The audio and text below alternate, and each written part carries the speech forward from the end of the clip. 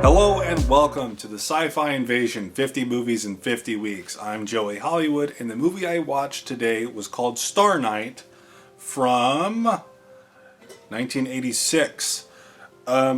So I went right off the bat. Okay, so the last movie I watched was ETV, The Extraterrestrial Visitors. And that movie I said was worthless. It felt like a chore. Little did I know this movie was coming up. My favorite note that I made about this movie just says, I hate this movie. Yeah, so two bad ones back to back. I mean, they're all bad, but this one in particular, I just hated it. Sorry, I had to pause the video because my cat was having some problems. This is Rue. She's a little disabled. Not making a joke. Her arms are actually disabled. Like they're malformed, if you can see that. So she was having some problems, so I had to pause.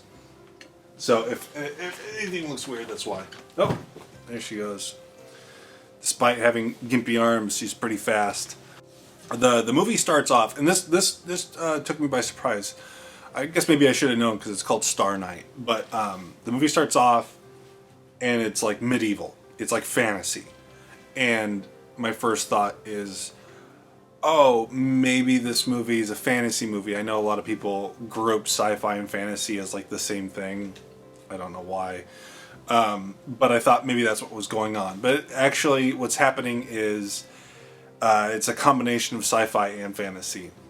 So there's a spaceship in it, and the locals, the peasants, think that this spaceship is a dragon. And that's the main conflict of the movie. They keep on thinking that there's a dragon, and there's knights going up and fighting the spaceship. But the movie really gets kicked off when the princess starts swimming in the lake where the dragon, the spaceship, lands, and it gets swallowed up into the water, and she's basically abducted by the aliens. And they think that the dragon, the UFO, killed the princess, and they're having a funeral, but the princess is returned during the funeral. And the princess apparently off-screen has fallen in love with the alien. And the alien, I'm going to admit this, the alien does look cool. He looks like Sting, but in like a H.R. Giger space jockey suit. That's cool. There's some set design stuff that is pretty cool. Like, technically this is a good-looking movie, but the acting in it really blows from most of the cast, particularly the daughter, who we spend a lot of time with. But the comedy doesn't work, and it's really weird because the movie doesn't really feel like a comedy, and then like there's these like comedic characters put in there here and there, and like none of it's funny. When you finally see inside the spaceship, it is really, really cool though. It looks like it's made out of like shark teeth. It's very aquatic looking. It's like it's very like coral and polished. Like if you ever see Crawl, parts of it look like Crawl. Just the smooth like white pearl like quality. Like everything looks like it has shark teeth on it. It looks cool. The alien stuff looks cool. Which is more than I can say for a lot of these movies on this set. Just the story is it was just so boring. It really sucks. There's like a character called the Green Knight, and he's like a buffoon, and they spend a lot of time trying to make him likable and be like, oh, look at this silly Green Knight. And it doesn't work. I think what they're trying to do with it was they were trying to say like, oh, the story of the Green Knight. Well, that's just been lost throughout history. The real Green Knight was an idiot. I guess that's what they were trying to do with it. I don't really know. But yeah, the princess gets kidnapped, and then she comes back. She's apparently in love with the alien, and the alien doesn't talk like with words. He talks using like an 80s synthesizer, so it's just like noise. But she's like, oh yes, why would you think that? You think this? And it's like, that makes up a bulk of the movie. But like there's a guard who is trying to like take over the kingdom, I guess, or he's just trying to become knighted, and he's kind of one of the comic relief characters. But the whole movie I thought he looked so familiar, and I finally just googled this movie to figure out who he was, and apparently it's Harvey Keitel. Like Harvey Keitel was in this movie, and I couldn't tell because he was so young.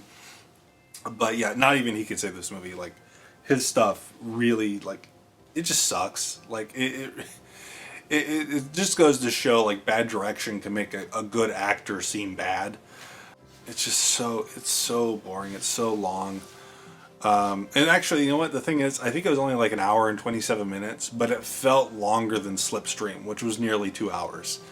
The ending of the movie has Harvey Keitel and this priest accidentally get transported to space because somehow okay, let me start it over. The Harvey Keitel is a knight, tries to fight the alien for the love of the princess, and as he's beating up this alien, he touches the mask, and the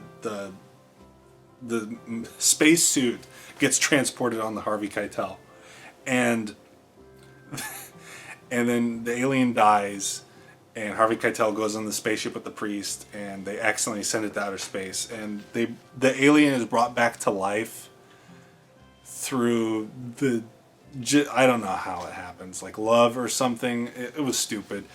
And the alien gets married to the princess and becomes a knight and marries the princess. And then the movie's over. And then there's bait for a sequel. The Harvey Keitel and the priest go, "We'll be back."